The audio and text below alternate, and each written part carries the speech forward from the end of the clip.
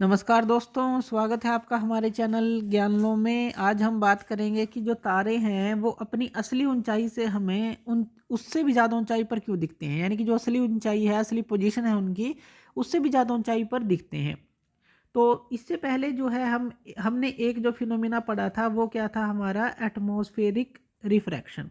Atmospheric refraction क्या था कि जब भी कोई लाइट रे अर्थ के एटमॉस्फेयर में एंटर करती है, मान लीजिए ये अर्थ है और अर्थ का एटमॉस्फेयर हम इस तरह से डॉटेड में मान लेते हैं कि ये अर्थ का वातावरण है। अर्थ का एटमॉस्फेयर मतलब अर्थ का जो वातावरण है। तो कोई भी जो लाइट रे जब आती है इसके अंदर तो वो बेंड होना स्टार्ट कर देती है। मान लीजिए इस तरह से आई तो यहाँ से बेंड होना स्टार्ट कर देती है। ये जो बेंडिंग आपको दिख रही है, अगर हायर एल्टीट्यूड से अर्थ के एटमॉस्फेयर में कोई भी रे इस तरह से एंटर करेगी तो वो जो है एक कर्व्ड पाथ लेगी। एटमॉस्फेरिक रिफ्रैक्शन उसको बोलते हैं। और ये क्यों होता है? ये ऑप्टिकल डेंसिटी के कारण होता है। तो ऑप्टिकल डेंसिटी के कारण ये कर्व लेकर अपना पाथ जो है एक तरह का बेंड कर्व ले लेती है, बेंड हो जाती है। तो अब देखिए, अगर हम एक तारे की बात कर लें तो चलिए हम एक तारे की बात कर लेते हैं। हम एक तारा ले लेते हैं, मान लीजिए यहाँ पे हमने एक स्टार ले लिया। तो यहाँ पे ये क्या ले लिया, हमने एक स्टार ले लिया। अब देखिए स्टार जो है काफ़ी जो ऊंचाई पर है, यानी कि पॉइंट सोर्स की तरह काम करते हैं, ये हमें ध्यान रखना है। अब जो है मान लीजिए एक रेडिएशन आई यहाँ से, जो इसकी जो लाइट है वो आई और अर्थ के एटमॉस्फेयर में एंटर की। इस तरह से मान लीजिए अर्थ के एटमॉस्फेयर में एंटर की तो ये क्या करेगी, एक कर्व्ड पाथ ले लेगी। तो मान लीजिए इस तरह से इसने एक कर्व्ड पाथ ले लिया।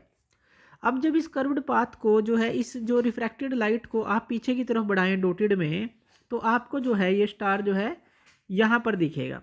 तो यहाँ पे जो है ये स्टार आपको दिखाई देगा। अब देखिए इसकी ऊंचाई जो है, इस पोजीशन से देखें, इस पोजीशन से, और ये ऊंचाई देखें काफ़ी ज़्यादा है। तो इसीलिए ये होता है कि जो हमें कोई भी तारा है वो अपनी असली पोजीशन से ऊंचाई पर दिखता है। क्यों? क्योंकि लाइट बैंड होती है और हमें ये अपीयर होती है कि कहीं और से आ रही है। ये जो इमेज बनती है ये आई बनती है, जिसको हम वर्चुअल इमेज बोलते हैं। अपीयरेंट पोजीशन भी आप इसको बोलते हैं। इसको क्या बोलते हैं? प्रतीत होने वाली पोजीशन। तो अपेरेंट जो पोजीशन है वो आप इसको बोल दीजिए, या फिर जो है वर्चुअल इमेज आप इसको बोल दीजिए कि जो वर्चुअल इमेज है वो इसकी अलग जगह पर बनती है। कहाँ पर बनती है? ये जो आई हमने दिखाया यहाँ पर बनती है। एक्चुअल पोजीशन क्या है? ये है।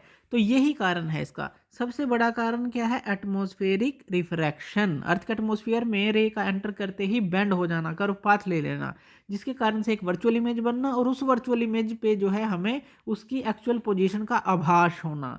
तो इसके कारण से हमें तारे ऊंचाई पर दिखाई देते हैं।